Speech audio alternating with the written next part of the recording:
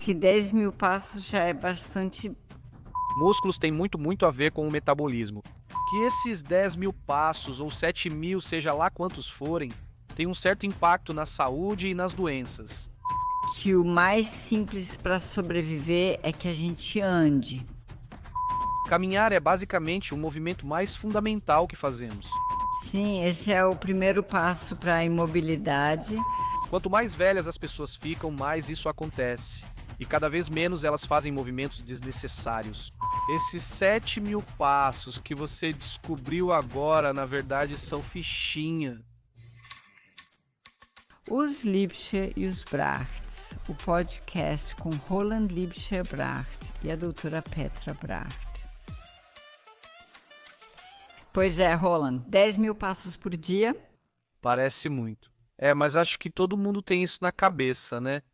Porque desde os anos 60 esse é o número que sempre é falado, recomendado. É essa a quantidade de passos que você precisa dar por dia para se manter saudável e não ficar doente. E, aliás, quando a pessoa está doente, dizem que começar a dar 10.000 passos por dia ajuda a ficar saudável de novo. Agora, aconteceu uma coisa muito interessante. Porque, na verdade, essa recomendação não tinha nenhum embasamento científico, mas mesmo assim fazia sentido. Sim, era fácil de lembrar também, mas os pesquisadores gostam de pesquisar, né? E aí, uma equipe internacional de pesquisadores se reuniu e resumiu os resultados de 57 estudos, chegando a um resultado realmente surpreendente. O que talvez torne tudo isso um pouco mais fácil. Porque desses 10.000 passos agora são um pouco menos. E por isso eu gostaria de pelo menos apresentar ou até mesmo ler para vocês o resultado. Isso foi publicado no Deutsches Ärzteblatt, que é a nossa revista científica. Esse estudo de meta-análise mostrou que, atenção, já 7.000 passos por dia reduzem o risco de morte prematura quase pela metade, em comparação com pessoas que dão apenas 2.000 passos por dia. E isso em relação a todas as causas de morte, não só em relação a todas as causas de morte e não apenas as doenças cardiovasculares.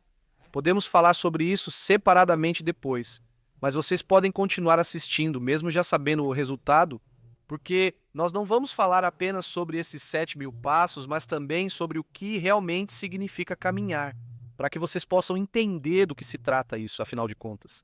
Porque passos, seja 10.000, 7.000, tanto faz. Por que eles deveriam ter alguma relação com diferentes resultados no desenvolvimento de doenças?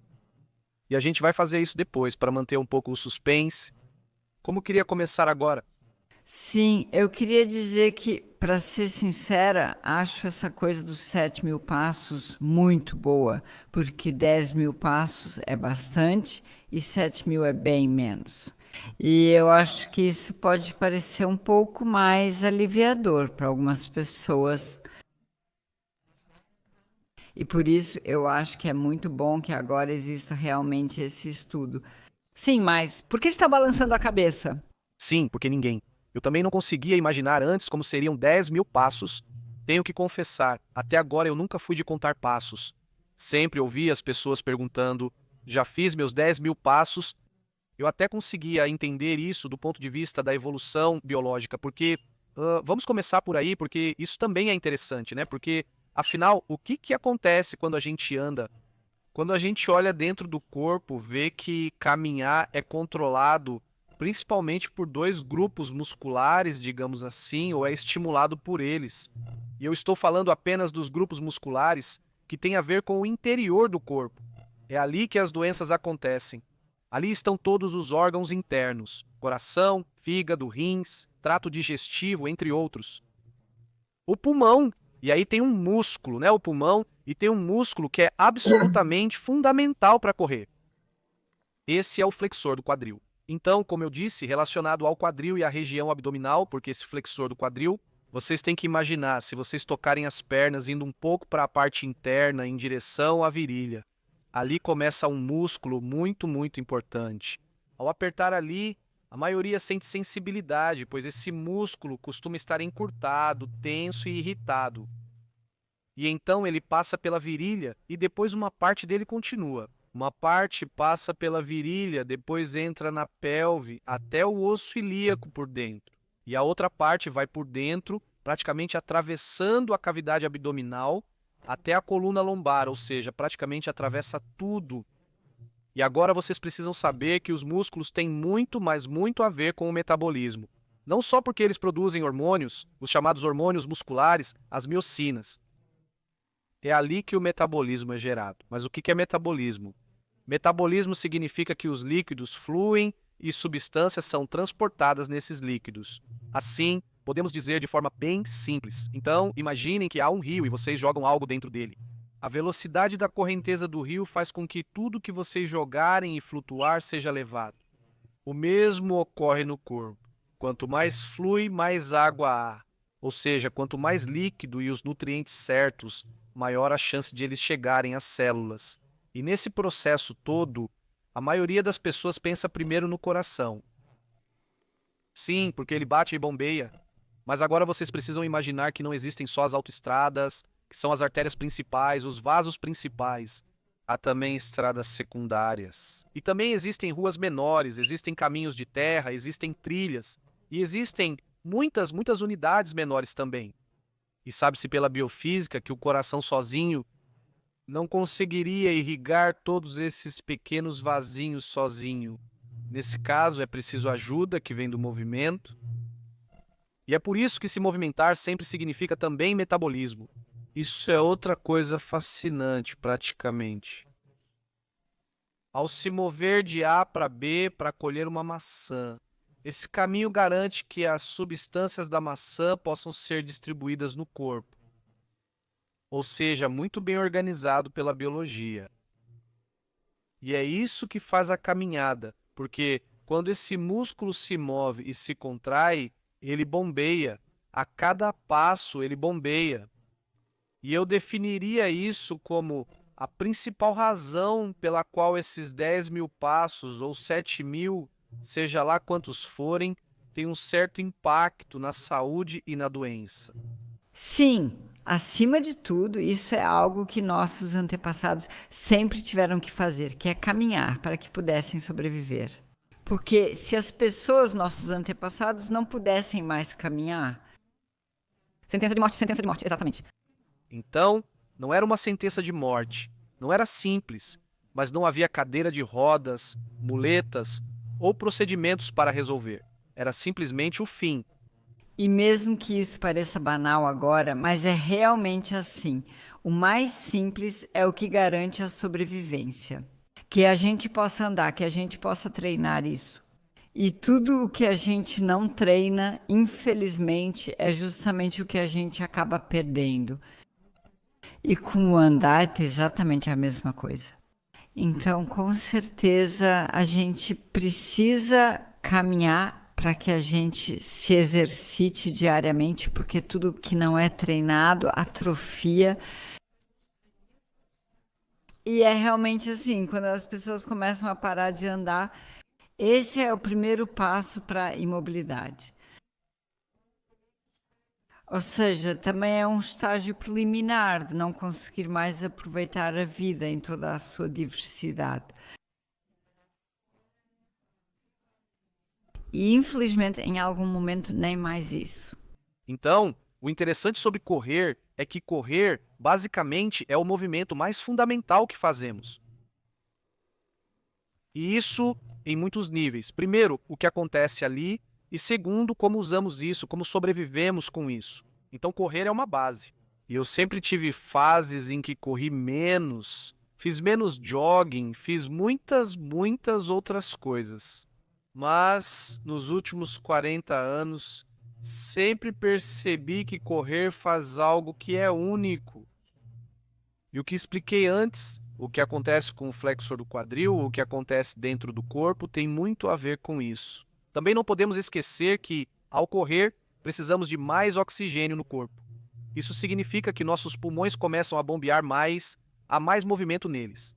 Ou seja, o movimento interno acontece de forma intensa e totalmente natural ao correr.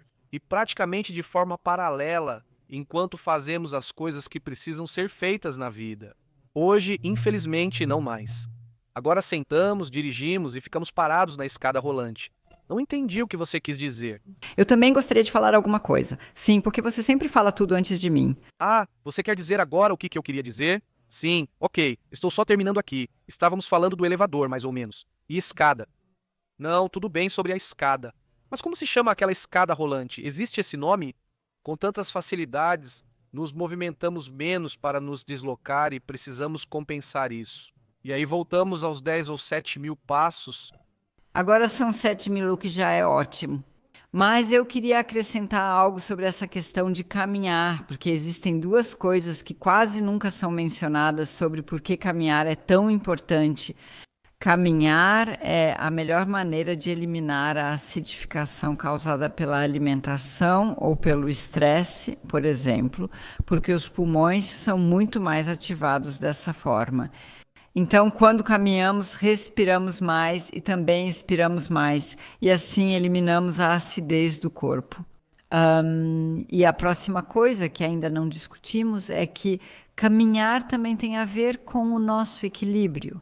Isso é extremamente importante, porque só quando estamos em equilíbrio conseguimos lidar com irregularidades. Ou conseguimos lidar com irregularidades. E isso é especialmente perigoso para pessoas mais velhas, porque elas já não têm tanta segurança ao caminhar. Elas ficam cada vez mais inseguras e acabam caindo de repente sem mais nem menos. E aí começa justamente aquilo que a gente deveria evitar. Com isso, estamos de novo bem no meio do assunto Dibsha e Bracht. Esse efeito é frequentemente observado justamente por isso. Fica-se sentado o dia todo, aí vai até a cozinha, vai ao banheiro, vai até a cama. Mas para muitas pessoas isso já era tudo. E infelizmente, quanto mais velhas as pessoas ficam, mais isso acontece e menos elas se movimentam desnecessariamente. Mas isso tem a ver com o fato de que nós sentamos na cadeira, nós sentamos no sofá. Talvez alguns já tenham percebido que não conseguimos mais levantar com tanta facilidade. Por isso, muitas pessoas mais velhas também não gostam de sentar em um sofá baixo, porque sabem que depois não conseguem mais levantar. Por que elas não conseguem mais levantar? Elas não conseguem mais levantar porque simplesmente a força nos músculos já não está mais lá. Nas pernas não está mais lá. As pernas, principalmente nos flexores. Agora podemos falar mais sobre as pernas e glúteos, que todos desempenham um papel. E quanto mais, como Peter diz, quanto mais negligenciamos tudo isso, menos. Fica menos forte. Isso chega a um ponto em que até mesmo elevações de vasos sanitários são instaladas, porque as pessoas não conseguem mais se levantar da altura normal do vaso, simplesmente porque a força já não existe mais. E por isso a minha ideia. Vocês deveriam tentar isso agora mesmo, onde estiverem sentados. Mesmo que seja só em uma cadeira, ver se conseguem levantar facilmente sem se apoiar. Isso já é um sinal de que vocês têm força suficiente nas pernas. Não se assustem se não conseguirem. Isso só mostra que precisam praticar. Vamos fazer algo bem prático. Se vocês quiserem, ou se você quiser que está ouvindo, então fique de pé por um instante. Vamos permanecer sentados por estarmos nos microfones, mas por favor, levante-se um instante. Você ainda nos ouve, apenas fique de pé. Fique ereto, com os pés afastados na largura dos ombros e levemente voltados para fora. Postura bonita, estável e segura. E agora você simplesmente dobra os joelhos e mantém o tronco o mais reto que conseguir. E quando você descer, vai perceber que a partir de certo ponto, vai querer levantar os calcanhares. Por favor, não faça isso, porque faz parte do exercício ver até onde você consegue descer sem precisar levantar os calcanhares. E muitas vezes é assim. Talvez aconteça o mesmo com você. Que assim que você desce um pouco, percebe que se não levantar os calcanhares, acaba caindo para trás. Porque aí o corpo acaba ficando meio fora de equilíbrio. E um exercício bem simples para melhorar isso diariamente e garantir que você não perca força nesses ângulos mais profundos, como o Pedro acabou de descrever, é fazer isso uma vez por dia ou até 3 vezes por dia. Pode ser 3 vezes também. Faça o exercício, vá o mais fundo possível sem tirar os calcanhares do chão. Não se assuste. Se só conseguir descer um pouco e não avançar, não se preocupe. Com o tempo você irá progredir aos poucos. E se fizer isso algumas vezes por dia, vai se surpreender com o seu progresso em 4 semanas. Porque você vai ter uma estabilidade totalmente diferente, vai ter muito mais força nas pernas e muito mais segurança ao caminhar, só por causa desse exercício simples e pequeno. E fique nessa posição por tanto tempo quanto você perceber que consegue. Continue sem precisar levantar os calcanhares até suas pernas começarem a doer. Talvez comece a queimar um pouco de tanto esforço e aí você sobe de novo. Depois de um momento, a queimação passa. E esse foi um treino maravilhoso, só para você saber. Já para evitar que você acabe sentado no sofá e não consiga mais levantar, porque isso é simplesmente falta de treino. Mas agora vamos voltar àqueles 7.000 passos porque achei isso bem interessante antes. Quanto tempo eles levam, né? Sim, pois falei ao Peter que não tenho relação com 10.000 passos. 10 ou 7, vamos considerar os 7 agora, tanto faz, só para entenderem. Então, 7.000 passos. Ao andar devagar, 4 km por hora, ou seja, uma caminhada tranquila, isso leva 1 hora. 18, isso já é bastante. Sim, 18 horas todo dia, quem tem 18 horas. Não são muitos que têm esse tempo, mas vamos resolver isso já. E andar normalmente a 5 km por hora, isso é chamado de caminhada rápida. Isso leva mais ou menos 1 hora, 1 hora e 2 minutos. E andar rápido a 6 km por hora, isso já é esportivo. Isso é, provavelmente, como se diz, né? Aí são 52 minutos, mas era isso que a Petra queria dizer. Exatamente. Eu queria dizer que a gente não só caminha por aí, mas esperamos também nos movimentar em casa. E quando a gente, ou no escritório, quando levantamos de vez em quando, ou vamos trabalhar, ou dentro de casa, mesmo quando levantamos para ir à cozinha, ao banheiro, ao local de trabalho, ou até mesmo no escritório, para sei lá o quê, para o café, ao banheiro, depois talvez visitar alguém no escritório. Aí, claro, também damos alguns passos que gastamos ali, mas quanto é isso em média? Dá para ser ainda mais preciso? Eles descobriram isso. Rotina de escritório ou home office sem caminhada. Ou seja, não especificamente que eles estão caminhando aqui. São de 2.000 a 3.500 passos por dia. Segundo Petra, até a caixa de correio, o banheiro da cozinha e algumas escadas estavam no caminho. Atividades domésticas vão um pouco além disso. Isso inclui cozinhar, limpar, lavar roupa, passar o aspirador. Aqui já são de 3.500 a 5.000 passos. E eu acho isso interessante, porque 5.000 não está tão longe de 7.000 sem precisar fazer nada extra para isso. E se você aumentar isso um pouco, né, ficando ativo em casa e no jardim, como cozinhar, cuidar das crianças, dos animais de estimação, trabalhar no jardim, isso já pode ser de 5.000 a 7.000 passos, mas isso já é um trabalho doméstico mais ativo. Então não é só ir da escrivaninha para a cozinha, da cozinha para o banheiro, mas sim ter uma família grande, talvez buscar muitas coisas no porão e assim por diante. Mas assim isso se torna mais palpável. E você vê que esses 7.000 passos que você descobriu agora, na verdade não são nada. Eles realmente não são nada. Então faça um trabalho doméstico médio, como no exemplo agora, e depois caminhe mais meia hora, aí você já conseguiu. Acho interessante, pois ainda há muito o que fazer. Já vamos falar sobre isso, sobre o que recomendamos fazer além disso. Mas isso já é realmente reconfortante. Petra, conte pra gente exatamente o que acontece. Sim, eu tenho isso aqui. E, na verdade, 7.000 passos por dia reduzem, de acordo com o estudo, o risco de desenvolver demência. E, na verdade, em 38%, isso é realmente uma quantidade enorme. O risco de depressão diminui em 22% e o risco de diabetes em 14%. Os resultados também indicam que, com 7.000 passos, é possível minimizar o risco de desenvolver câncer ou até mesmo de sofrer quedas. Achei isso interessante também. Quer falar sobre câncer? Eu tenho aqui, se você não tiver. Então, o risco de câncer é mencionado em 6%, não é tanto, mas já é alguma coisa. E menos quedas na velhice, cerca de 28%, e doenças cardiovasculares, acho que ainda não falamos, 25%.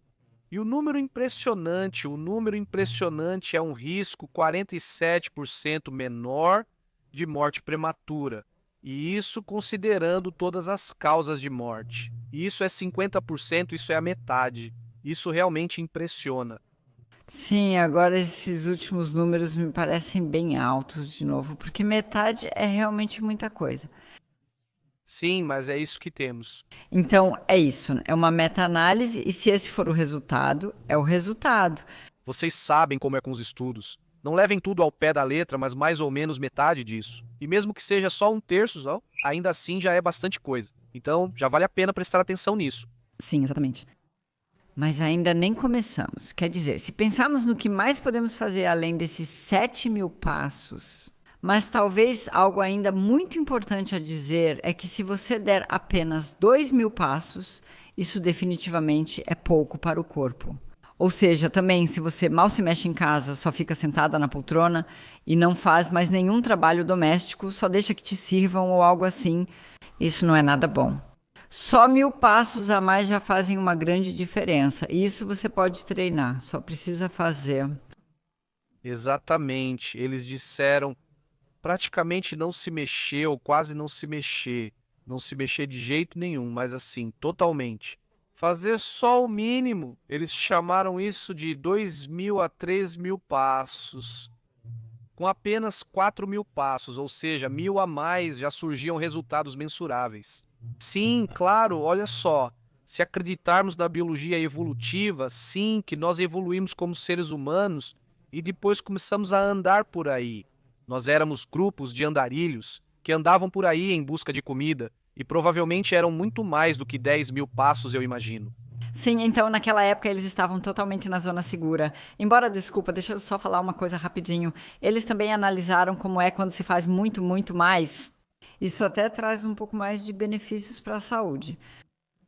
Agora, não na mesma proporção como entre os. No que diz respeito à corrida, exatamente. Então, por favor, entenda claramente o que a Petra acabou de dizer. A curva fica cada vez mais plana conforme aumentam os passos. Isso é evidente. Em breve falaremos sobre o que fazer além de correr, porque esse é um fator de influência e ele é importante. Por exemplo, sabe-se que quando se faz uma corrida moderada ou uma caminhada rápida, como dizem, o fluxo sanguíneo cerebral aumenta em 30%. A princípio, a cabeça está distante do aparelho locomotor, né? Então, só para deixar claro, como também há muito menos casos de depressão, né? Em números isso já está comprovado e acho que nós sabemos disso. Todos aqueles que saem, se movimentam e caminham lá fora. Sabe, eu estou pensando agora, poxa, nós sempre tivemos cachorros. E eu também, você tem que sair, né? Só de sair normalmente já é uma grande vantagem de ter um cachorro. Com certeza. Sim, recomendaria para qualquer um que é preguiçoso para caminhar. Afinal, a preguiça faz parte de todos. Isso realmente tem a ver com preguiça. Sim, só não queria abrir esse assunto agora porque pode acabar se perdendo. O tema da Casa 7 também faz parte disso. Não, mas agora você me desconcentrou. Sim, eu disse que contra a preguiça, um cachorro na verdade ajuda bastante. Porque se a pessoa não sair, o cachorro obriga. Tem que sair à noite de novo, senão ele simplesmente faz as necessidades dentro de casa. E como ninguém quer isso, essa é a pressão que pode substituir a própria vontade. A própria vontade diz: sente-se no sofá e descanse. Você não é bobo de se mexer aqui sem ganhar nada com isso porque você quer sobreviver. Isso é o que eu sempre descrevo como esse gene da preguiça, esse modo de economia de energia, que acredito estar embutido em nós há milhões de anos. E aí você simplesmente tem que sair e automaticamente faz seus, como foi dito antes, 2.000, 3.000 passos à noite com o cachorro, numa caminhada tranquila de 15, 20 minutos. Então, rapidinho, tudo isso vai se somando. Não é nenhum milagre aqui, é algo que seu corpo realmente precisa para funcionar bem e também para garantir a saúde. O que eu acho legal são os rastreadores, relógios ou algo assim. O pedômetro existe porque torna tudo mais palpável. Vocês sabem, sou fã de números exatos, me peso toda manhã e meço algumas coisas. Peter, eu acho isso um pouco exagerado, mas até mesmo ao contar passos, eu acho simplesmente bom. Porque mesmo quando eu sei, ok, uma caminhada de tanto tempo traz mais ou menos tal resultado, O que realmente é para mim, eu ainda não sei. Se tenho um rastreador e vejo à noite 7.225 passos, digo, ótimo. Agora que a principal tarefa está feita, posso me organizar. E se eu vejo, droga, isso é só a metade, então eu tenho que pensar no que posso fazer. Sim. E se for demais, eu penso. Bom, isso pode não ter trazido o dobro de benefício pelo dobro de passos, mas o dobro de passos trazendo uns 20% a mais de benefício também já é uma coisa boa. Assim, isso se torna totalmente palpável. Mas e se a pessoa não puder andar? Porque talvez você seja alguém que sente dor no quadril, onde a articulação estala ou dói, e agora o que acontece? E aí eu digo, né, além de andar, que pode ser considerado a base do movimento, o que precisamos fazer por nós mesmos é, claramente, praticar nossos exercícios ou outros exercícios que tenham o mesmo efeito. Mas esse é um período mais curto. Se você quer obter o efeito ideal com uma eficiência realmente refinada, então você deve praticar nossos exercícios. Leva menos tempo e traz mais resultados. Eu simplesmente digo isso, essa é a minha opinião, não há nenhum estudo sobre isso. Sobre o que se trata, principalmente para pessoas mais velhas, se você faz parte desse grupo. Trata-se dos joelhos. Os joelhos são os mais comuns, seguidos pelo quadril. E para o quadril e para os joelhos existem exercícios bem simples. Então, se você está ouvindo agora e ainda não nos conhece, não conhece a terapia e não conhece o exercício, por favor, vá ao YouTube. E digite no YouTube Liebscher e comercial Brast, dor no joelho ou dor no quadril, dependendo do que está doendo em você, ou dor nas costas ou problemas no tendão de Aquiles, não importa o que seja. Você encontrará vídeos e só precisa fazer os exercícios. Esse é o segundo ponto. Então precisamos cumprir o ponto número 1, nossos 7.000 passos, ponto número 2. Nós precisamos, devemos, podemos fazer os exercícios. Caso isso não aconteça, de andar demais porque o joelho simplesmente não permite, porque dói. E por favor, não tema a artrose nem outros possíveis diagnósticos ou de um menisco rompido. Recentemente, tive outro caso de uma pessoa conhecida que infelizmente optou por fazer uma cirurgia. E antes que eu pudesse ajudá-lo porque havia um compromisso e precisava ser rápido, depois ficou claro que provavelmente teria dado certo sem a cirurgia. Então, por favor, não vá logo achando que, se você sente o joelho e não consegue andar, precisa operar. O mesmo vale para o quadril. Não siga logo toda indicação de cirurgia, porque cada vez mais estão saindo relatos sobre isso. Recentemente, nós falamos justamente sobre esse assunto, como foi no caso do quadril. Acho que eu não sei a porcentagem. A porcentagem, eu não quero falar errado agora, uns 70%, algo assim, das cirurgias de quadril eram desnecessárias e nos joelhos também eram 80%, 85% ou algo assim.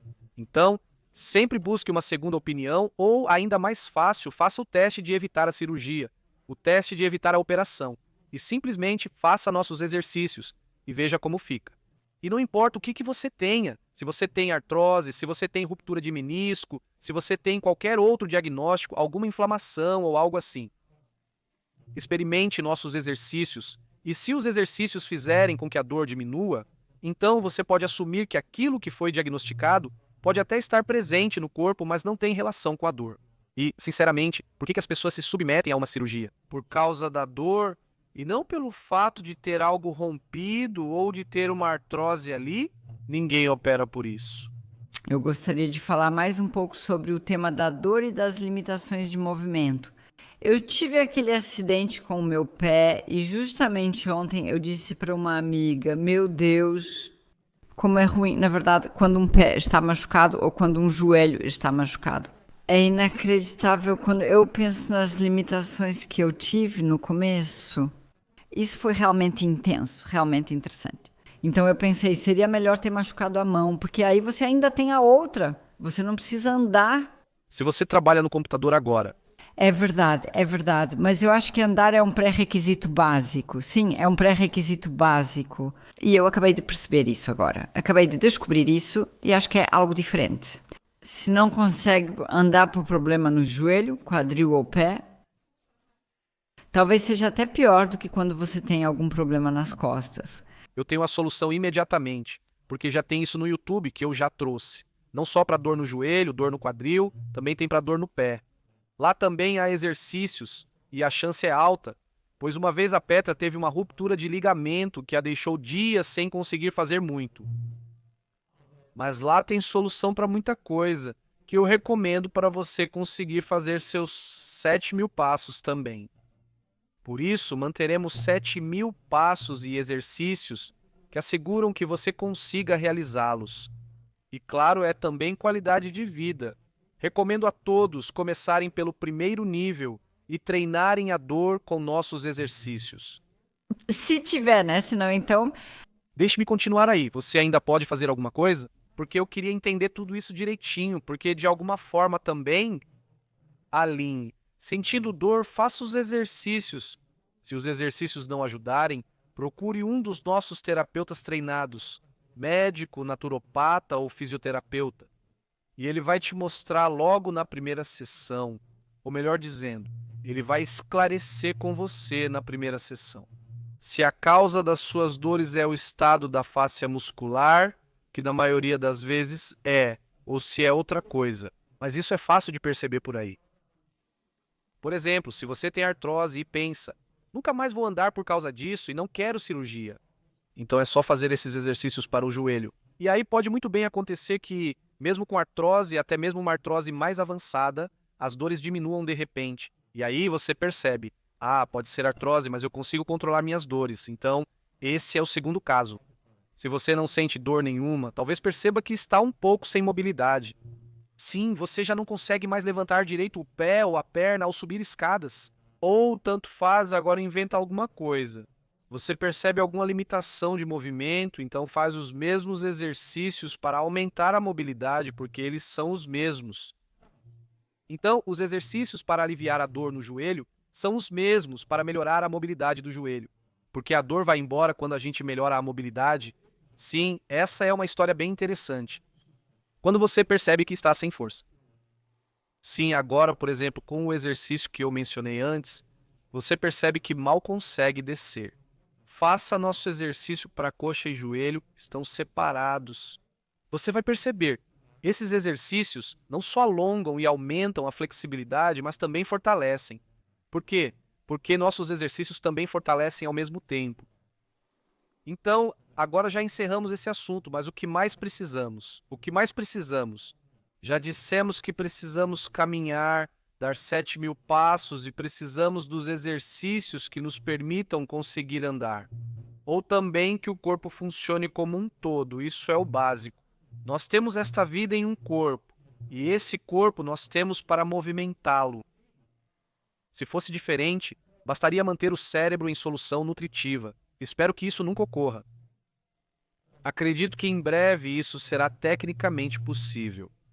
Aí a gente teria tudo isso, sim, mas olha só o que eles já estão fazendo, mas tanto faz agora, mesmo assim não é nossa opção.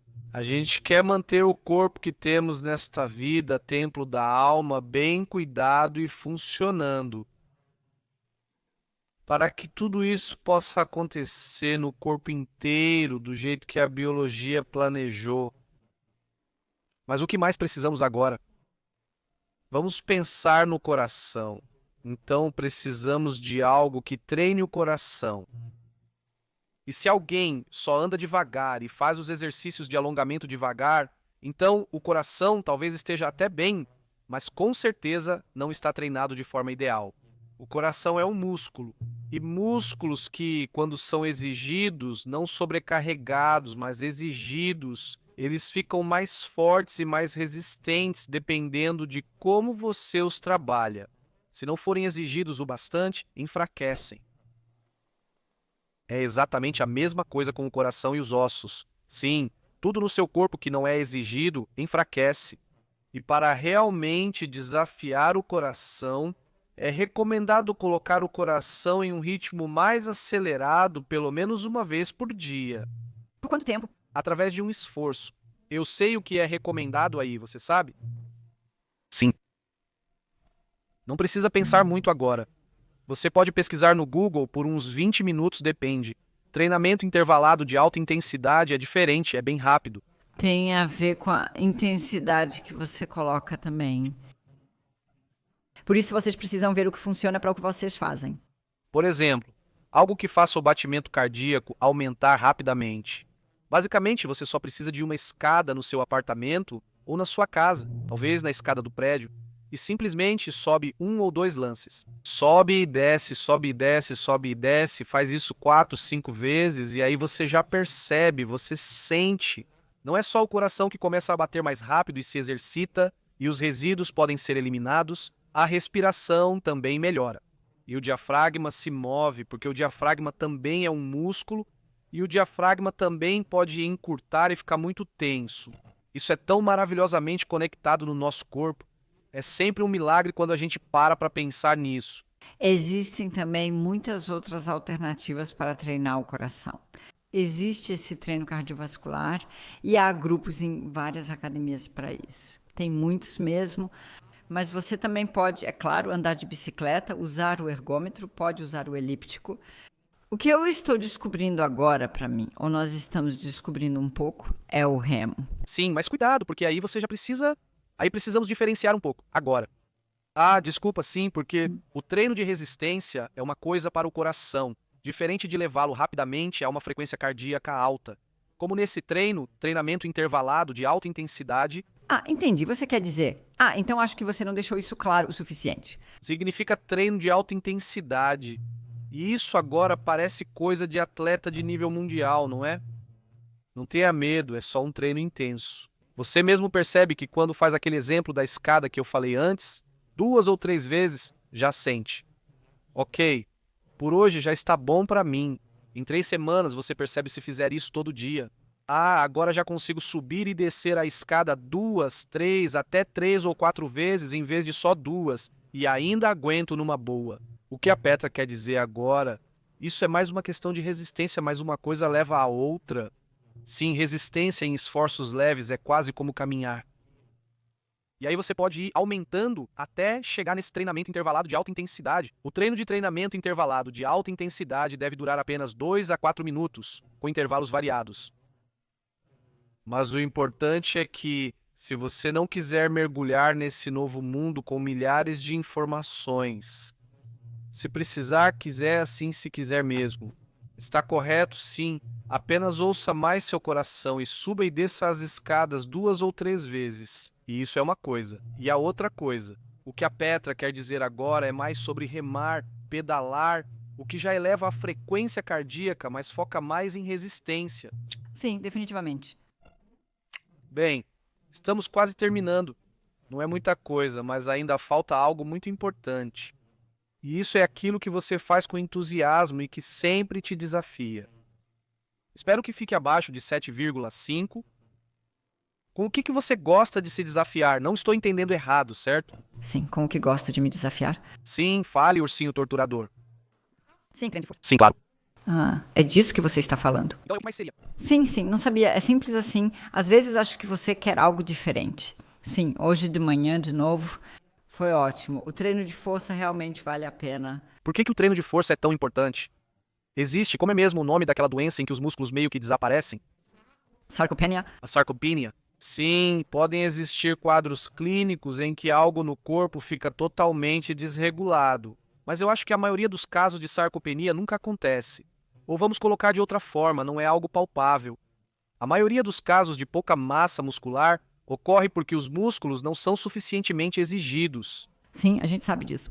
Mas será que as pessoas sabem mesmo que isso não é uma doença? Isso é resultado de um treinamento. Bem, sim, mas olha, se você começar a pensar assim, então você também pode dizer que diabetes é um erro alimentar porque a pessoa come. Sim, exatamente. Mas ainda assim é considerado uma doença. Então é um diagnóstico. Para que você não fique confuso com o nosso papo técnico aqui, acabei de pensar nisso agora. Porque músculos que não são treinados e ficam flácidos no sofá vão diminuindo cada vez mais. E infelizmente, pessoas mais velhas. Espero que você seja mais velho e não faça isso. Mas sim, saiba que há algo a ser feito. Sim, quando você volta a se movimentar e o movimento estimula o crescimento dos músculos, eles voltam a crescer e, principalmente, não diminuem mais, mas aumentam cada vez mais. Dizem, na idade avançada isso não é possível. Isso é um grande engano. A população é observada e percebe-se que pessoas mais velhas têm menos músculos. Então dizem: ah, na velhice se perde mais músculos. Que bobagem! Na velhice você só perde músculos se não os usar e desafiar. E talvez você perca um pouco, mas muito, muito menos no momento em que eles são exigidos. Também estou construindo, já não sou tão jovem e sigo aumentando minha massa muscular. E eu vou continuar assim enquanto eu puder estar neste planeta. Eu tenho que rir agora, porque você me contou que suas camisas não servem mais em você. Acabei de lembrar disso. Não foi por causa da barriga grande. Ai, ai, meu Deus. Sim, sim, sim. Sim, mas sério. Então, eu estou. Eu mudei meu treino de força agora. Isso daria até para fazer um podcast extra. Percebo que não entro mais nas minhas camisas legais e não é por gordura. Sim, tudo bem. Aqui embaixo tem um pouco, mas fora isso não consigo pegar. Tenta pegar. Roland, não acredito. Tudo bem. Sim. Sim, só porque Peter disse. Não cabem mais nas minhas camisas. Não é sobre as calças, mas sim as camisas. Sim, pois a parte superior do corpo fica mais forte. Então, na verdade, ele só queria dizer para vocês que não importa a idade que você tem, você pode treinar seus músculos de novo e pode até ganhar mais massa muscular do que já teve antes, se você continuar firme. Você pode conquistar isso novamente. Suponha que, aos 75 anos, perceba, poxa, perdi muito. E você sabe que, aos 50 anos, ainda tinha uma musculatura muito boa. Então, aos 75, você pode reconquistar essa mesma musculatura. Por favor, isso não é uma afirmação de 100% garantida. Temos que tomar cuidado para não termos problemas novamente com o que dizemos. Mas se você treinar, pode trazer os músculos de volta a esse estado. Talvez 1% a menos que antes, pode ter certeza. Estudos comprovam isso. Os músculos têm o que chamamos de memória muscular. Isso significa que foi estudado e constatado que, por exemplo, aqueles que praticaram muito esporte na juventude, até os 35 anos e eram muito musculosos, têm muito mais facilidade para reconstruir músculos na velhice do que outras pessoas. O que faz sentido, porque se o corpo já fez isso antes, ele se lembra, e então todos esses processos já estão praticamente pré-determinados. Quero comentar novamente sobre a idade. Já que você mencionou pessoas de 75 anos, eu acho que também há pessoas que são bem mais jovens, porque na verdade é assim.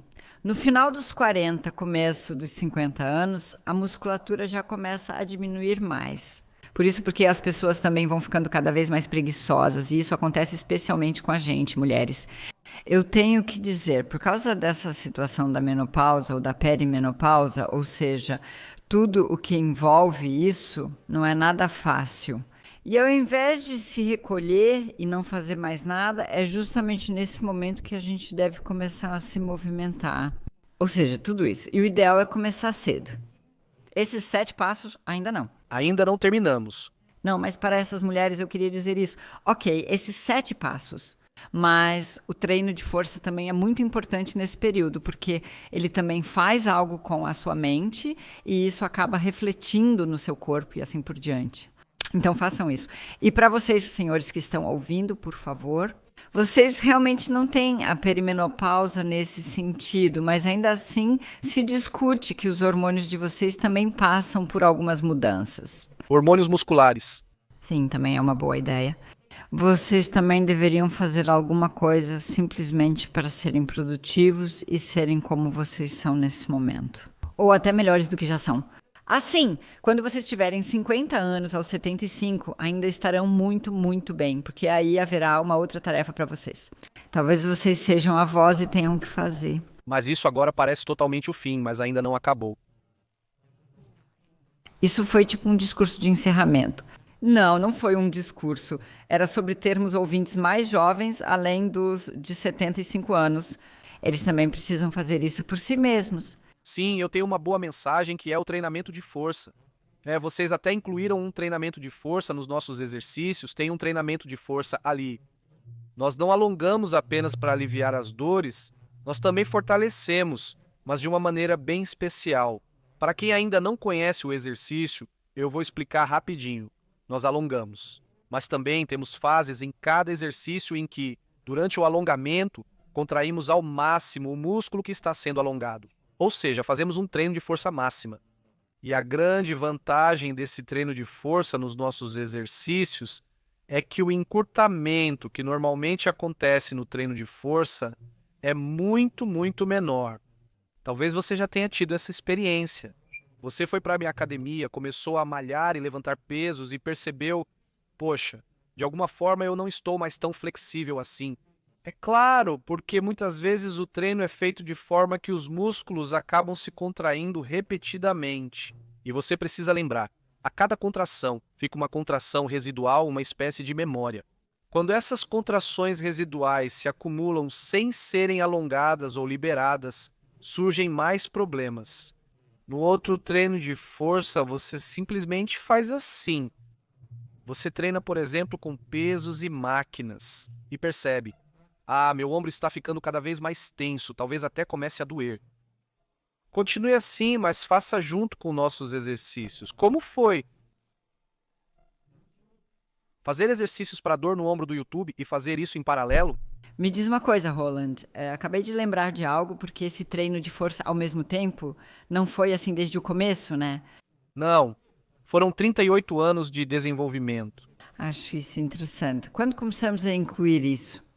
Já faço isso há muito tempo, mas na formação faz cerca de 5 ou 7 anos que fazemos isso orientados.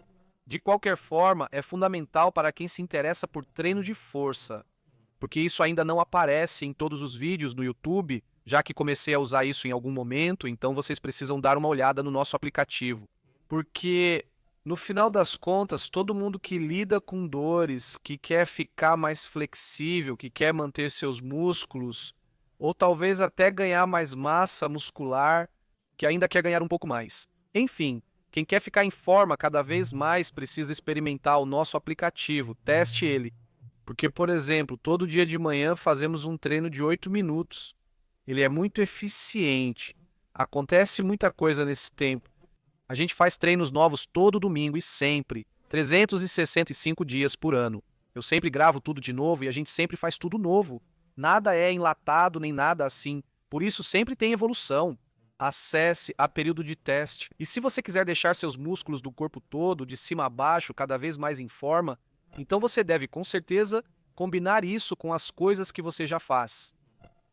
Então, depois de tudo isso que você ouviu, não tem motivo nenhum. Eu realmente não tenho tempo para isso.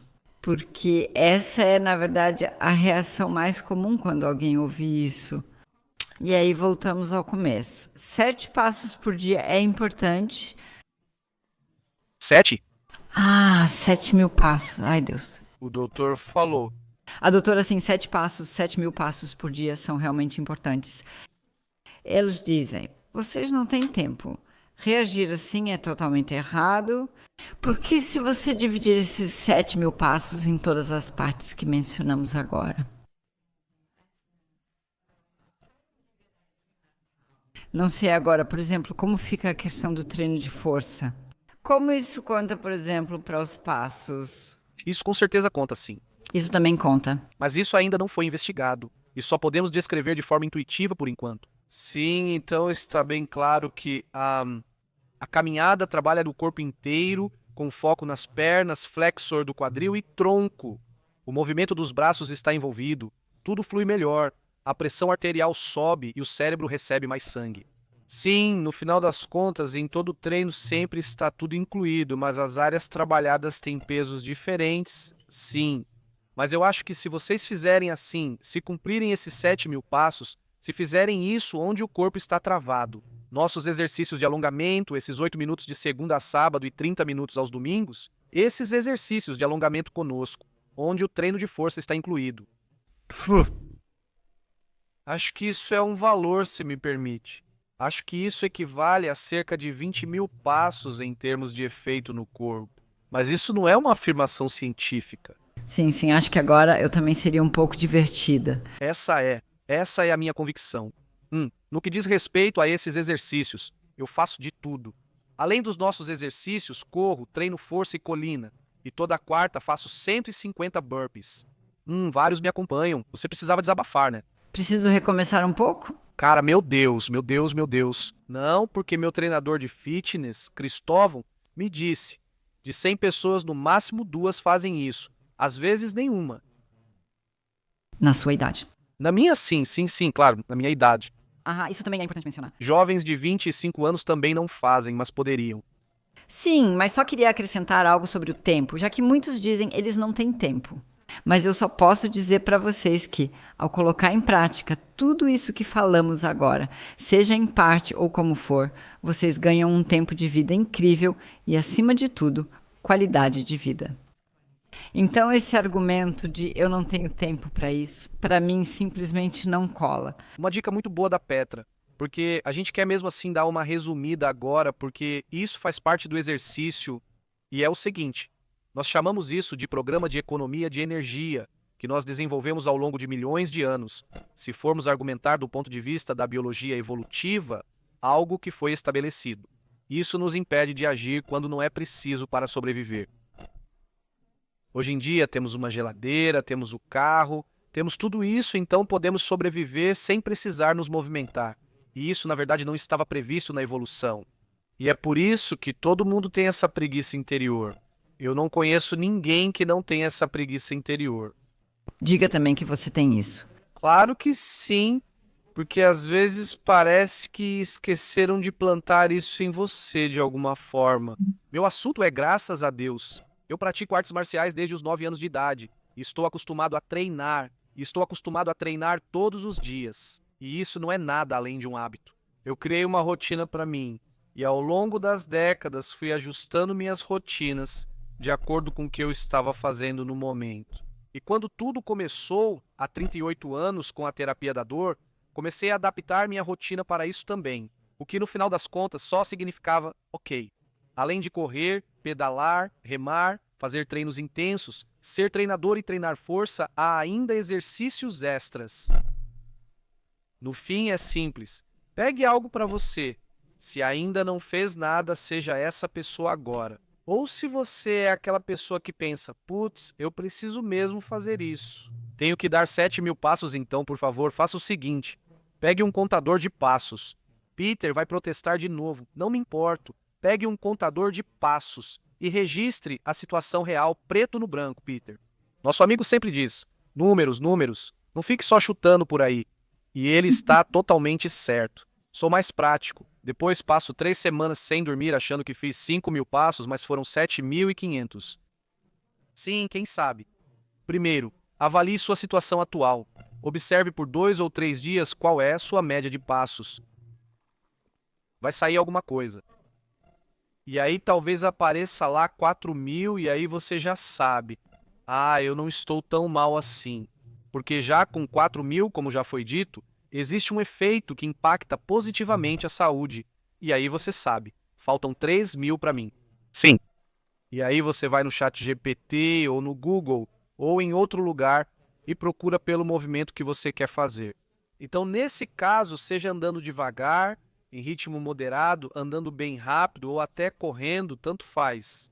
Quando eu tenho um efeito de aproximadamente 7.000 passos, e aí você simplesmente faz isso. Esse seria o mínimo por enquanto. Eu começaria com isso. E então existe isso. Isso ficou claro ao longo das últimas décadas. Um método bem simples que muda a psique. Nós chamamos isso de rotina de repetição, né? A criação de uma rotina de repetição, né? Como funciona?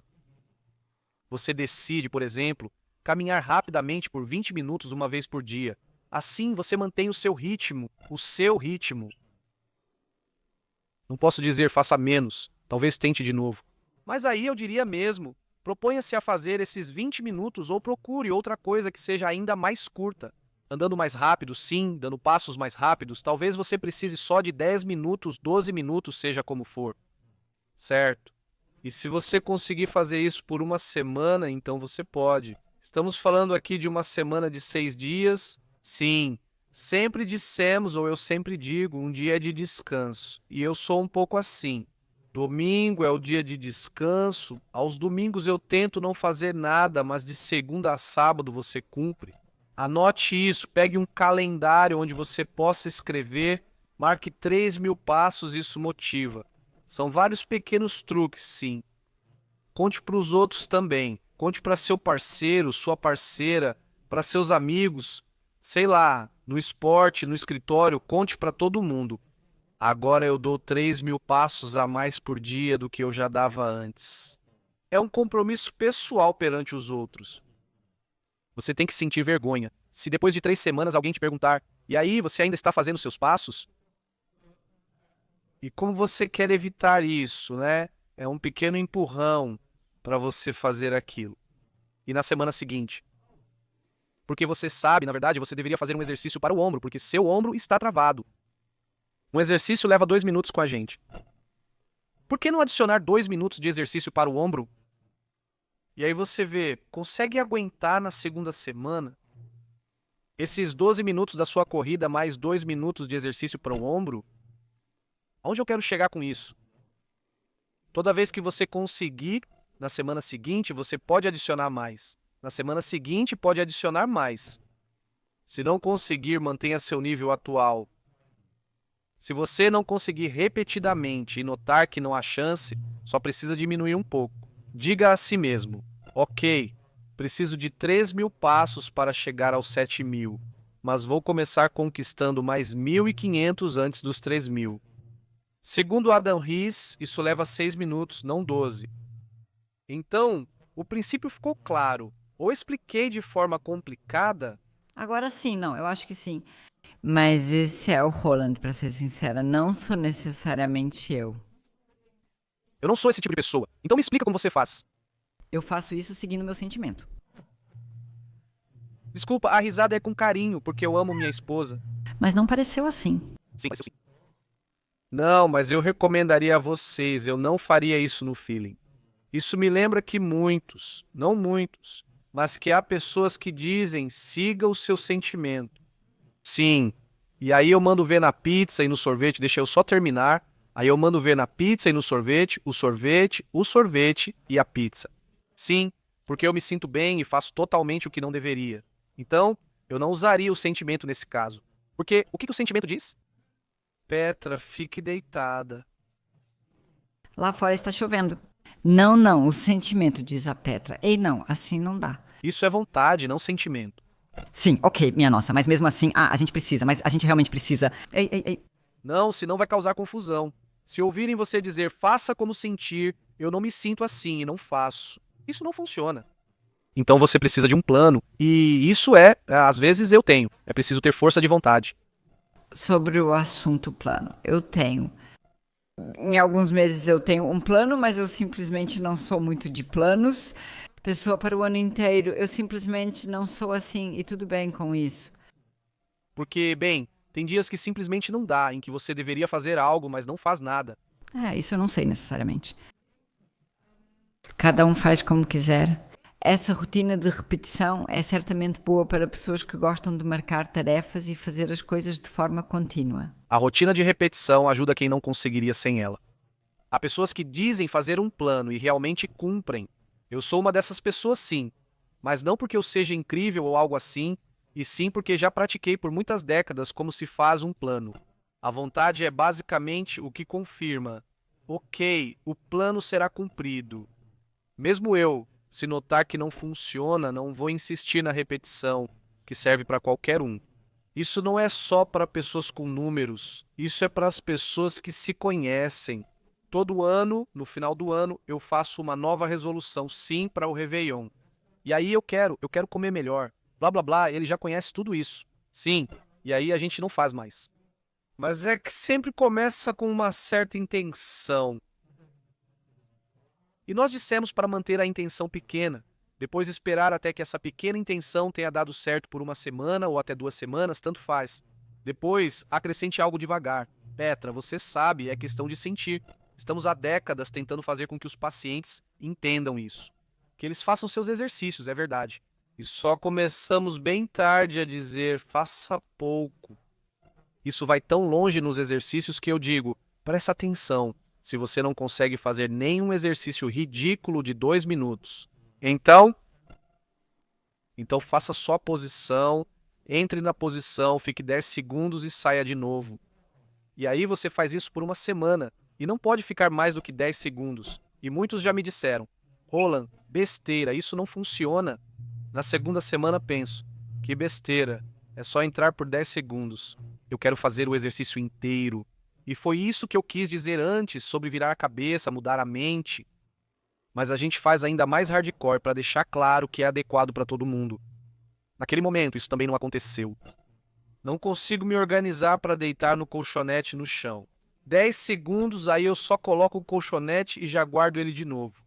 Após uma semana, me sinto bobo e penso, já pus o colchonete ali, vou deitar nele por 10 segundos também.